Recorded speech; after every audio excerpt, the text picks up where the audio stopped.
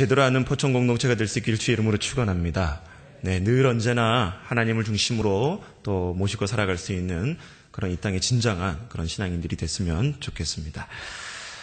오늘 특별히 설교 후에 성경 예식이 있기 때문에 설교를 길게 하지 않고 다 정리해서 간단하게 설교를 여러분들에게 증거하고자 하니까 잘 집중해서 들어주시기 바랍니다. 미국의 신호범 의원이라는 미국 워싱턴주의 상원 의원 부의장까지 지냈던 우리 79세의 신호범 의원이 얼마 전에 입국하셨습니다. 이분은 1935년도에 태생이신데 4살 때에 어머니를 여의고 남아있던 아버지마저 이 신호범 의원을 버리고 그만 아버님이 가출을 하게 됩니다. 그러면서 버려진 그런 입장이다 보니까 외갓집에 이제 넘겨져서 자라나게 되는데 그만 그 외갓집에 엿 하나가 있었던 거예요. 그 엿이 너무나 먹고 싶어서 7살 때 그 엿 하나를 이종사촌 몰래 엿 하나를 먹은 것이 너무나 핀잔이 되고 또 함부로 먹었다는 그 이유 때문에 구박을 받습니다. 그 서름 때문에 이 신호범 7살의 그 소녀는 무작정 기차를 타고 서울로 상경하게 되어집니다. 그 당시에 서울역에는 아무것도 없었지요. 그러다 보니까 그 서울역 앞에 청계천에서 함께 있었던 거지 아이들과 함께 그렇게 생활을 하게 되어집니다. 매일같이 동냥을 하고 국어를 하며 살던 이 신호범 소년에게는 그만 마음을 열 수 있는 친구 하나가 생겼어요. 여름과 가을, 봄에는 괜찮은데 그만 겨울이 됐습니다. 이 친구와 함께 추위를 피하다가 그만 밤에 잠이 들었는데 그 장소는 바로 철길 옆이었습니다. 아침에 기차의 그 기적소리가 울리는 것을 보고 자기는 깼지만 그만 자기 옆에 있는 친구는 추위에 몸이 얼어서 일어나지 못하고 달려오는 그 기차에 의해서 다리가 그리고 팔이 잘려지게 되면서 그 자리에서 사망하게 되는 사건을 보게 되어집니다. 기차가 지나가고서 그렇게 잘린 그 친구의 시신을 정리하기 위해서 트럭 하나가 와서 떨어져 나간 팔과 다리를 주워서 그리고 그 시신을 그냥 트럭 위에 던져버려서 그 친구의 시신은 차에 트럭에 실려가게 되는 모습을 보고서 이 신호범 7살에 먹었던 그 소녀는 마음에 도끼를 풉니다. 나는 다시는 저렇게 살지 않겠다. 내가 더 이상 이렇게 비참하게 살지 않겠다라고 인생에 대한 성공에 대한 모진 그런 각오를 하게 되어집니다. 6.25가 터졌습니다. 마침내 미군이 들어와서 서울역 앞에 있었던 청계천에서 구걸하고 있는 아이들에게 트럭이 지나가면서 헬프 미, 기브 미 초콜릿이라는 그 영어를 구사하는 아이들에게 초콜릿을 던져주고 또 트럭이 지나가게 되면 그 초콜릿을 얻어먹기 위해서 달려오는 아이들이 줄잡아 몇십 명씩 이루게 되는 그런 광경들을 보게 됩니다. 그러던 중에 이 신호범 꼬마 아이도 달려가는 그 트럭 위에 초콜릿을 더 얻어먹기 위해서 손을 내밀다가 어느 미군 한 병사에 의해서 그만 초콜릿을 얻는 것이 아니라 그만 트럭에 올려지는 붙잡혀서 당겨지게 되는 그런 일이 벌어지게 되어집니다. 아무것도 모르고 미군 병사의 트럭에 의해서 끌려가게 되어집니다. 갔던 곳은 바로 용산 군부대였습니다. 그곳에 미군에 의해서 하우스보이로 일을 하게 되면서 미군들에 의해서 먹여지게 되고 재워지게 되고 입혀지게 되는 그런 도움을 받게 되어집니다. 거기서 몇 년 동안 생활을 하다가 그만 밤마다 어머니가 그리워지게 되어집니다. 그리고 집 나갔던 아버지도 보고 싶어지게 됩니다. 밤이면 밤마다 눈물을 흘리고 있었던 그 신호범 꼬마아이를 보고서 그 신호범 의원을 꼬마를 데려왔던 미군 병사가 묻습니다. 너가 왜 이렇게 밤마다 눈물을 흘리느냐? 나에게도 자식이 있는데 너의 눈물을 흘리는 이유를 안다면 내가 조금이라도 도움을 줄 수 있을 텐데 나에게 한번 말해보렴. 그러자 이 신호범 꼬마아이는 자기의 자초지정의 사연을 그 미군 병사에게 말합니다. 그 꼬마 신호범의 소년의 그 안타까움을 보고서 이 미군 병사는 마음을 결정하게 되어집니다. 이 아이를 입양하겠다. 그리고 마침내 2년 동안 입양 절차를 밟고 나서 이 신호범 꼬마 아이를 미국으로 돌아갈 때 같이 입양을 하게 되어집니다. 한국에 있을 때 아무것도 배우지 못했던 이 신호범 꼬마 소년이었기 때문에 대학교에 가려고 해도 들어갈 수가 없는 거예요. 그래서 양아버지였던 그 미군 병사가 그 신호범 꼬마아이를 앉혀놓고 공부를 시키기 시작합니다. 영어 사전을 주기 시작합니다. 그리고 영어 사전을 볼 때 외우고 난 그 페이지는 태우고 나서 그 재를 물에 말아서 마시게 합니다. 도끼를 품고 공부하게 합니다. 머나먼 타국 땅에 와서 성공할 수 있는 방법은 이런 도끼를 품지 않고서는 성공할 수 없다라는 각오를 하게 합니다. 마침내 대학교의 검정고시를 통해서 입학을 하게 되고 또 석사과정, 또 박사과정을 마치게 되어집니다. 양아버지의 도움에 의해서 대학교의 교수로 채용이 되기도 하고 사회적으로도 안전세를 그렇게 얻게 되어집니다. 그러다 보니까 한국에 돌아가고 싶습니다. 친구들 만나고 싶습니다. 어렸을 때에 청계천 앞에서 구걸했던 그 친구들을 만나고자 하는 마음으로 한국에 돌아옵니다. 서울역 앞에서 하루 종일 돌아다니면서 함께 구걸했던 친구들의 이름을 불러가면서 친구들을 찾습니다. 그러나 그 자리는 아무도 없었습니다. 미국으로 돌아와서 그 잃어버렸던 궁금했던 친구들을 찾기 위해서 내가 더 성공해야 됐다고 마음을 먹습니다. 그 지름길은 다른 것이 아니라 정치를 하는 것이었습니다.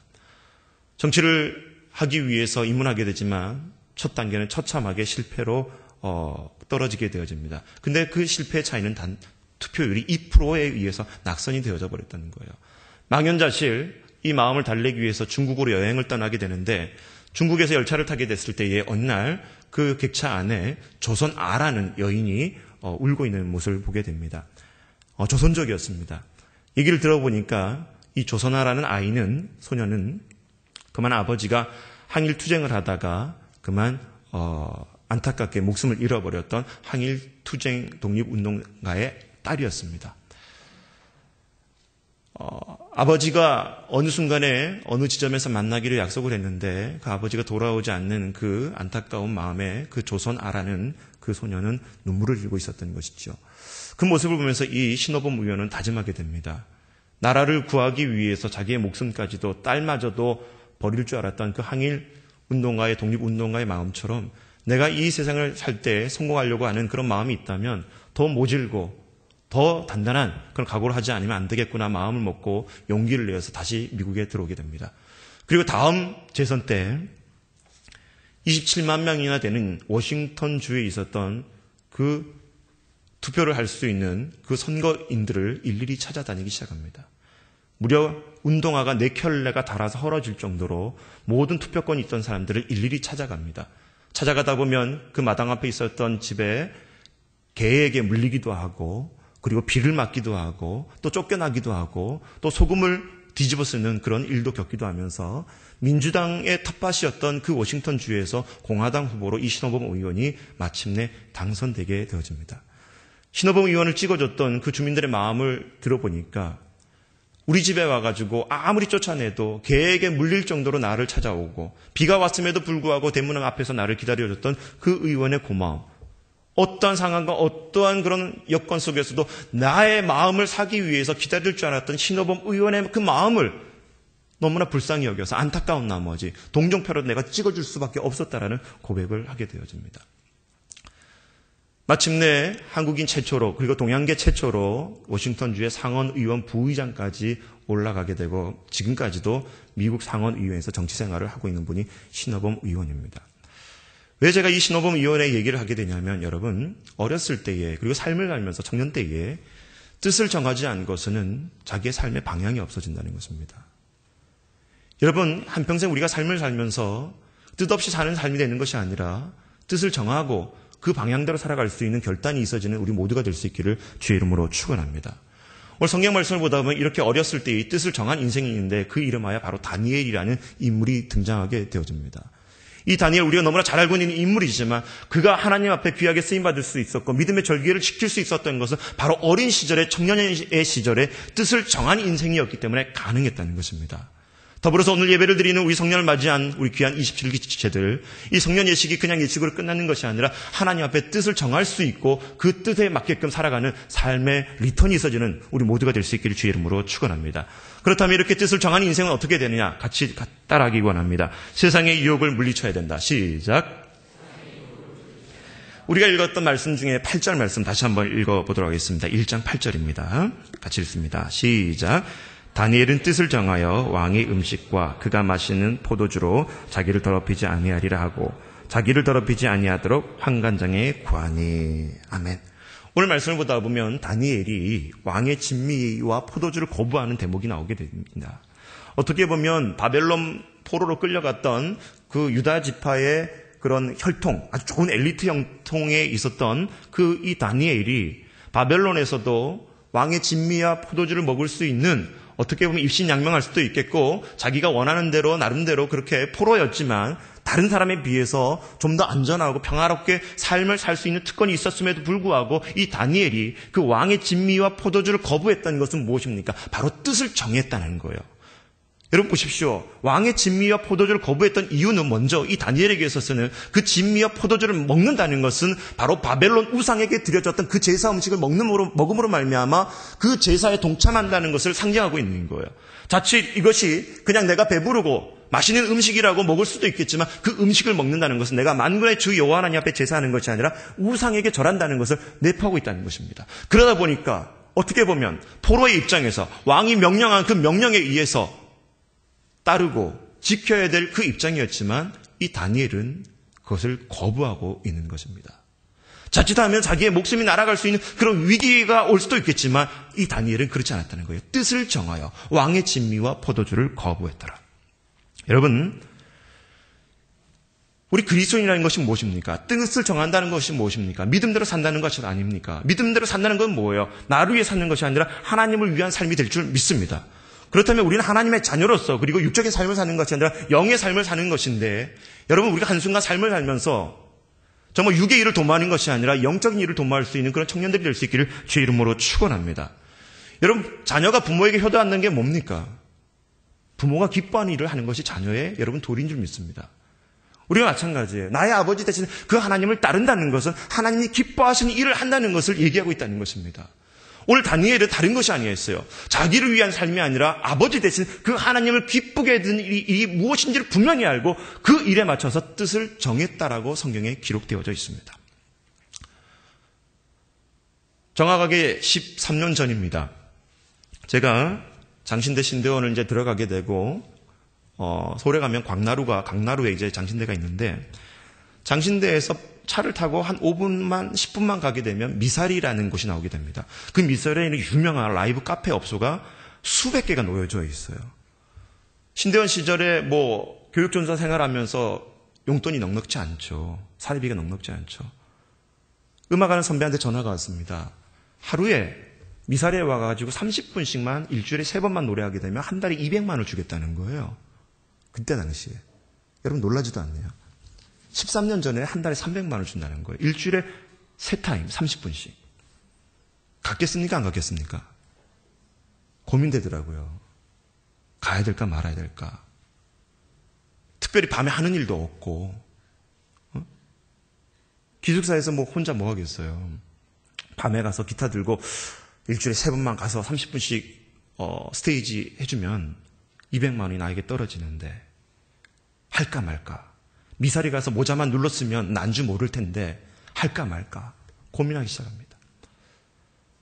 마음속에 근데 깨달았던 하나님 성령님이 주신 음성은 뭐였냐면, 과연 너가 갖고 있는 목소리가 누구를 위한 목소리느냐라는 쾌수천이 저에게 들려오기 시작하는 거예요.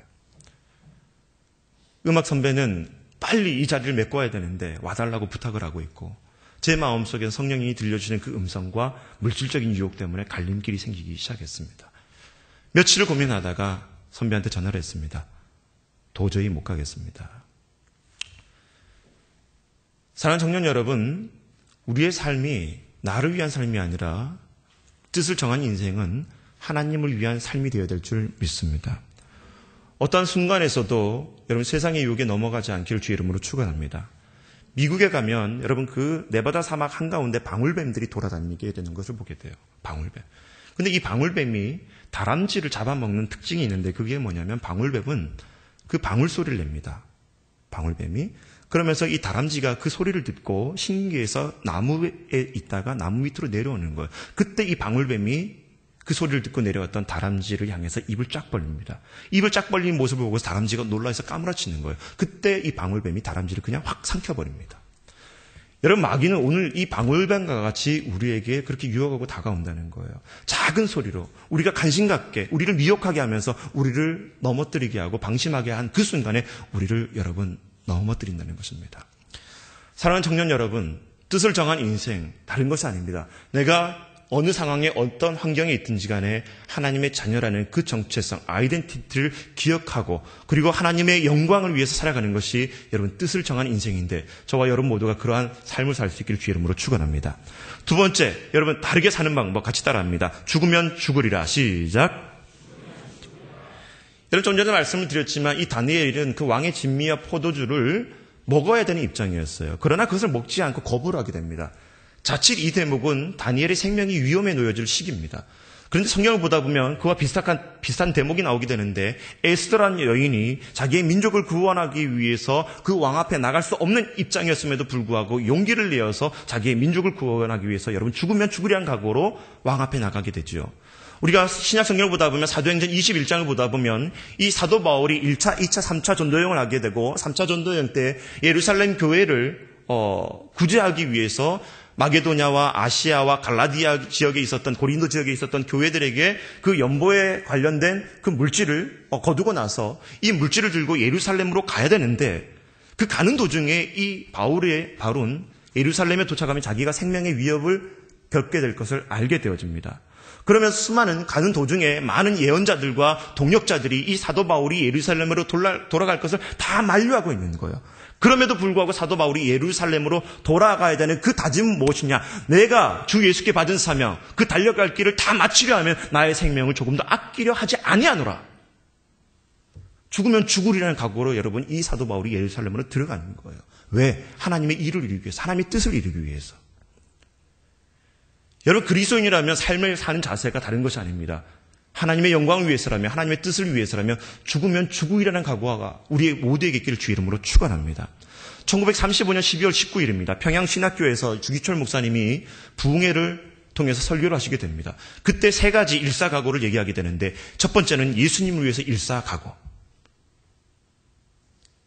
나의 진정한 그리스도시요 살아계신 하나님의 아들이시요 메시아 되신 그 예수 그리스도를 위해서라면 내가 모든 것을 부인하고 내 스스로가 죽지 않으면 아니한다는 예수님을 위한 일사각오를 첫 번째로 얘기합니다. 두 번째로는 남을 위한 일사각오. 예수님께서 이 땅의 인류를 위해서 정말 하나님의 사랑을 확증하셔서 이 땅에 내려오셨듯이 우리의 이 그리스도의 삶이라는 것은 나를 위한 삶이 아니라 내 이웃을 내 몸과 같이 사랑하는 그 남을 위한 일사각오가 있어야 된다고 얘기합니다. 세 번째로는 부활의 진리를 위한 일사각오. 이 얘기를 하면서 여러분 로마 황제 시대 때에 초대교인들이 50만 명 이상이 여러분 순교를 당하게 됩니다. 그 핏값으로 인해서 여러분 복음이 전해졌다는 거예요. 다른 말로 말하면 이 시대를 살아가고 있는 그리스도인들은 그런 핏값으로 복음을 증거하지 않으면 아니 된다는 그 말씀을 역설하고 있었던 것입니다. 사랑하는 청년 여러분, 다니엘과 같이 뜻을 정한 인생, 주님을 위해서라면 아낌없이 죽으면 죽으리라는 각오가 우리 모두에게 고백되어 있기를 주의 이름으로 축원합니다. 정말 믿는다는 게 뭘까요? 세상을 향해서 한 발자국 내딛고 있고 또 교회의 발걸음을 내딛고 있는 이 이중적인 그런 모습들이 아니라 정말 주기철 목사님처럼 다니엘처럼 어떤 상황과 환경 속에서도 죽으면 죽으리라는 그 결단과 고백이 우리 모두에게 있기를 주의 이름으로 축원합니다. 혹시 예배를 드리면서 아직까지도 하나님을 향해서 살기보다는 내 스스로를 위해서 그리고 세상을 향해서 한 발을 내딛고 있다면 그 발걸 여러분 다시 한번 하나님으로 돌아올 수 있기를 주의 이름으로 축원합니다. 세 번째 같이 따라합시다. 주의 능력을 드러내야 됩니다. 시작. 우리 9절 말씀 같이 들어가겠습니다. 9절 말씀입니다. 시작. 하나님이 다니엘로 하여금 환관장에게 은혜와 긍휼을 얻게 하시니라. 아멘. 9절 말씀 보다 보면 우리가 읽었던 그 말씀 뒤에 14절부터 16절까지 다시 한번 읽어봤으면 좋겠는데요. 결론이 나오게 됩니다. 같이 읽습니다. 14절부터 16절까지 시작. 그가 그들의 말을 따라 열흘 동안 시험하더니 열흘 후에 그들의 얼굴이 더욱 아름답고 살이 더욱 윤택하여 왕의 음식을 먹는 다른 소년들보다 더 좋아 보인지라. 그리하여 감독하는 자가 그들에게 지정된 음식과 마실 포도주를 제하고 채식을 주니라. 결론은 뭡니까? 다니엘은 하나님의 그 능력을 믿고서 내가 왕의 진미와 포도주를 먹지 않아도 다른 소년들을 위해서 얼굴에 광채가 드러날 것을 다짐하고 확신하게 되어집니다. 그리고 하나님의 능력으로 환관장에게 그리고 그 바벨론 많은 신하들에게 그 하나님의 일하심과 능력을 보여주게 되어집니다. 빌립보서 4장 13절에 내게 능력 주신 자 안에서 내가 모든 것을 할 수 있느니라. 아멘. 고린도후서 12장 9절에 10절에도 이는 내 능력이 약한 데서 온전하여지니라. 이 사도 바울의 고백이거든요. 여러분, 다니엘은 환경과 상황이 좋지 않았습니다. 그러나 그 가운데서도 하나님의 능력을 믿고 순종했던 것입니다. 미국에 가면 여러분 세들백 교회 릭 오렌 목사님이 계십니다. 무려 8만 명에서 10만 명이 넘는 교인들이 출석하는 대형 교회입니다. 그런데 이 목사님이 25년 이상 그 교회를 목회를 하게 되면서 그 목사님의 비하인드 스토리를 보다 보면 정말 깜짝 놀랄 일이 있습니다. 원래 이 목사님은 목회를 하셔서는 안 될 뿐입니다. 그 이유는 어렸을 때부터 늘 언제나 브레인 디스오더라는 그 질병이 생기면서 때로는 간질과 같은 증상이 나타나기도 하고 때로는 파킨슨병과 같은 손이 떨리게 되는 그런 현상도 지금도 앓고 있습니다. 그리고 늘 언제나 설교단에 서기 전에 아드레날린 주사를 맞으면서 자신의 그 신체를 유지할 정도로 연약한 분입니다. 그럼에도 불구하고 25년 동안 한결같이 자신의 육체적 연약함이 있음에도 불구하고 설교단에서 설교를 할 수 없는 그런 육체연빈에 불구하고 25년 동안 그 세들백 교회를 목회를 하면서 오늘날 대형 교회를 이룰 수 있었던 것은 그의 인터뷰와 그리고 수많은 기사 자료에 의하면 자신의 연약함을 하나님 앞에 내려놓는 순간, 그리고 그 내려놓고 나의 연약함을 놓고서 회복해달라고 기도하는 것이 아니라 이 연약 가운데서도 하나님의 일하심을 보여달라고 기도했을 때 그 리고렌 목사님을 통해서 하나님 일하시기 시작했다는 것입니다. 사랑하는 영 여러분, 우린 내가 이런 부분이 있기 때문에 안 된다. 나는 연약하다. 나는 부족하다. 나는 아무것도 아니다. 어떻게 보면 이것은 겸손이라고 얘기할 수 있겠지만 여러분 또 다른 영적인 교만이라는 거예요. 왜? 그 약함을 통해서 하나님 일하시기 때문인 줄 믿습니다. 여러분, 여러분의 약함이 하나님의 강함으로 변화될 수 있는 은혜가 있기를 주 이름으로 축원합니다. 내가 연약하다고 느끼는 것이 있다면 여러분 그 순간 하나님께서 일하실 수 있는 내어드림이 우리 모두에게 있기를 주 이름으로 축원합니다. 다니엘은 연약했습니다. 포로였습니다. 그리고 소년이었습니다. 그럼에도 불구하고 자신의 생명을 잃어버릴 수 있는 그 위기 순간에서도 하나님의 능력만을 믿고 하나님이 원하시는 뜻대로 순종했을 때에 하나님께서 일하시고 역사했던 것처럼 저와 여러분 오늘 이 시간에 그리스도인의 삶이라는 것은 다르게 살아간다는 것입니다.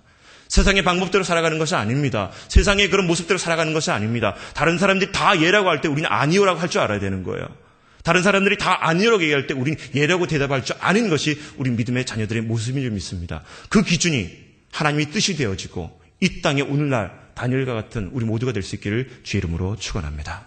같이 기도하겠습니다.